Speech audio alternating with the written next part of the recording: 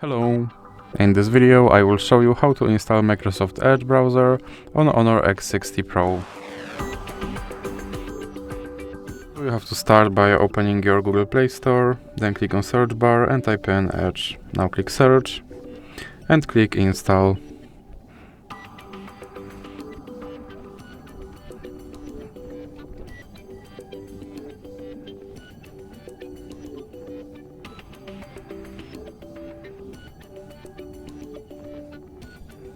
Now you can click open.